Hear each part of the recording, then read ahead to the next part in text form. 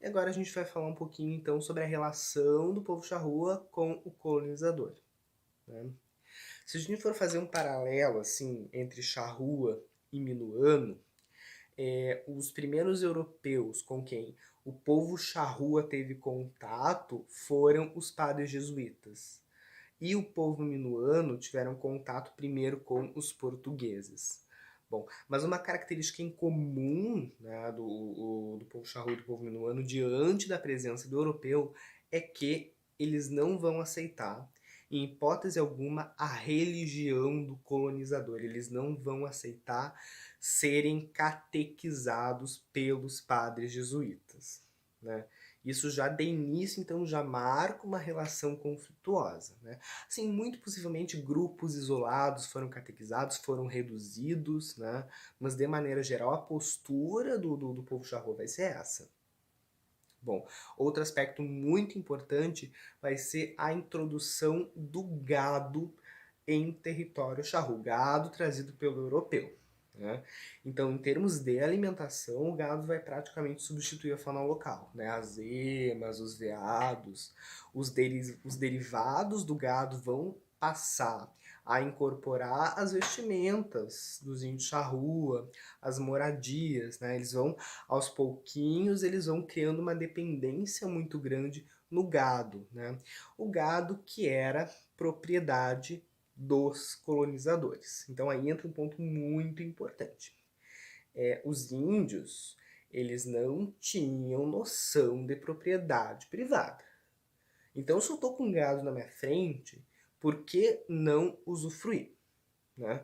Mas o gado, isso na perspectiva do índio, isso na perspectiva do índio charrua. Para o colonizador, o gado era propriedade privada. O gado podia pertencer aos padres jesuítas, né? Ele podia pertencer às instâncias que serviam como suporte alimentar, né, para os índios que estavam nas reduções jesuíticas, né, que a base alimentar deles era o gado, assim como esse gado podia pertencer às instâncias de grandes estancieiros, de grandes proprietários de terra, né?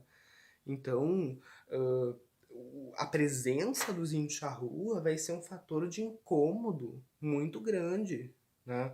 Para o colonizador, para o proprietário de terra, para o proprietário de cabeças de gado, né? Então, os índios charrua eles vão ter desavenças, conflitos com os índios guarani, né? Os índios missioneiros, os índios das estâncias, né, jesuíticas, que tinham como base alimentar o gado, assim como vão ter conflitos e desavenças com os proprietários de terras, né? Então todo esse cenário vai desembocar na dizimação da etnia charrua, né?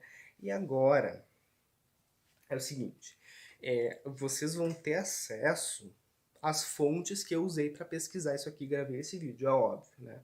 Ou vão aparecer aqui no final do vídeo, ou vão estar aqui na descrição. Cara, eu tô me sentindo muito youtuber, né? Vou deixar na descrição. Bom, um artigo muito interessante que eu recomendo que vocês leiam que se chama o seguinte. Essa foi uma das minhas fontes, né? Etnografia das etnias charrua e minuano. O olhar dos cronistas e viajantes dos séculos XVI, XVII e XVIII. E esse artigo ele tem 3 autores, né? A Viviane Paul e Vidal, o Ronaldo Bernardino Coelho, que fui eu que escrevi isso aqui, e a minha letra é horrível, então pode não ser Coelho, pode ser alguma coisa parecida com Coelho. E o Jeremias Machado Silva, né? E nesse artigo tem uma descrição de 2 parágrafos referente a esse massacre de Salsipuelas, né? Lá no Uruguai, em 1831, que eu falei no início do vídeo, né? E é uma descrição muito interessante, muito bem escrito, um negócio assim, uma linguagem quase literária da coisa. E eu acho interessante ler para vocês. Vou ler então esses 2 parágrafos na íntegra, tá? Eu decidi ler porque eu achei que essa é a melhor opção, realmente, porque tá um negócio muito bem escrito e dá uma ideia, né, do que realmente foi isso, tá? Então eu vou ler. É o seguinte, isso aqui tá na página 26 do artigo, tá? Para quem quiser baixar ali e procurar esses 2 parágrafos, tá na página 26. Bom, vamos lá. ressalta-se que os movimentos eram frequentes, os cavalos cada vez mais estrupiados e os indígenas morriam em grande número nos combates. As epidemias de varíola contribuíram para a redução das populações, né? Aqui se referindo não só aos índios charrua, mas aos índios charrua e minuano, né? Que no olhar do colonizador era a mesma coisa, né? Que eram índios semelhantes em muitos aspectos, povos semelhantes em muitos aspectos, porém com muitas diferenças culturais. Mas no olhar do colonizador era tudo a mesma coisa. Bom, continuando. Mesmo assim, as epidemias de varíola contribuíram para a redução das populações, ok. Mesmo assim, os pampeanos, né, os índios charrua e os índios minuano, resistiram às tentativas de aldeamento pelo colonizador. E devido a essa insistência de manterem sua cultura, foram exterminados pelo exército uruguaio, né? O exército uruguaio, sob o comando do general Rivera, né, aquele que vai dar origem ao nome daquela cidadezinha que faz fronteira lá com Santana do Livramento, que pertinho, é isso aí, né? O general Rivera, pressionado pelos proprietários de terras, que temiam pelas suas vidas e bens, preparou a emboscada de Salsipueles em 11 de abril de 1831, em que mataram os homens charrua a fio de espada. As mulheres e as crianças foram distribuídas entre a população branca para lhes prestarem serviços e aprenderem a cultura colonial espanhola. Deste massacre sobraram ainda uns 30 índios, destribalizados e marginalizados em meio à sociedade uruguaia. A miscigenação para o trabalho, como peões de estância, foi a única opção de sobrevivência que lhes restava. Consolidaram-se no campo e... Cara, eu não estou entendendo a minha letra. E inseriram as boleadeiras nas atividades rurais. Então as boleadeiras, aquele instrumento de caça que inicialmente era usado para caçar os animais da fauna local, né, os veados, as emas, e depois também foi utilizado para caçar o gado, né, aquele gado que não é domesticado, né, enfim, as boleadeiras, então, inseridas no trabalho no meio rural. Claro que hoje não é mais necessária, né? Bom, para finalizar... Não, para finalizar não, vou falar isso aqui, depois tem outra coisa ainda para falar, que é o seguinte. Tem uma história que se conta, né, uma história muito triste, que é a história intitulada Os Últimos Charrua, né?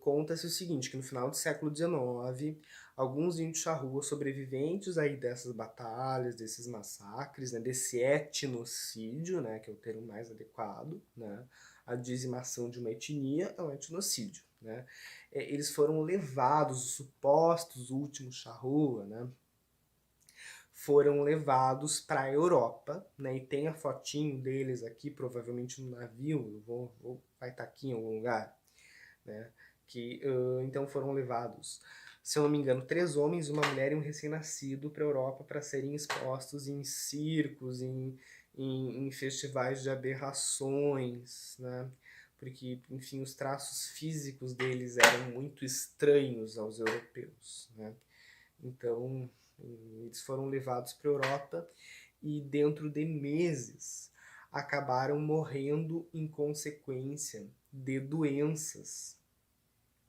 contraídas lá, né? Que o sistema imunológico deles provavelmente não estava preparado para lidar com essas doenças, acabaram morrendo.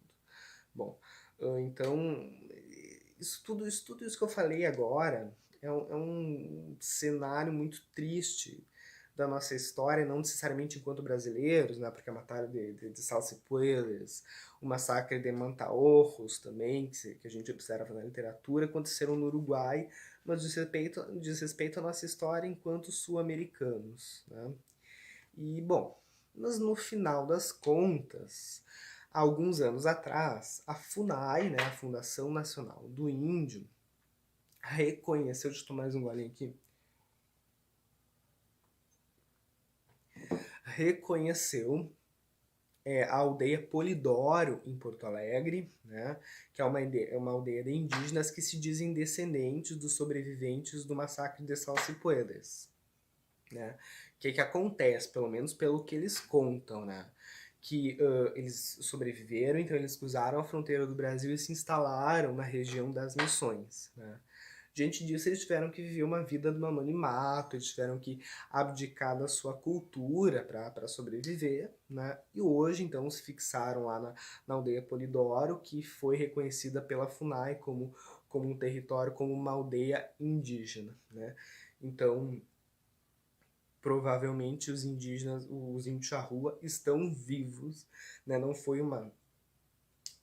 Mas há controvérsias em tudo isso, né? Segundo o historiador Dagoberto Alvim, né, os moradores lá da aldeia Polidoro, eles não mantêm mais a mesma cultura, as mesmas práticas. Então essa denominação dos moradores daquela aldeia como charrua, ela é questionável, né?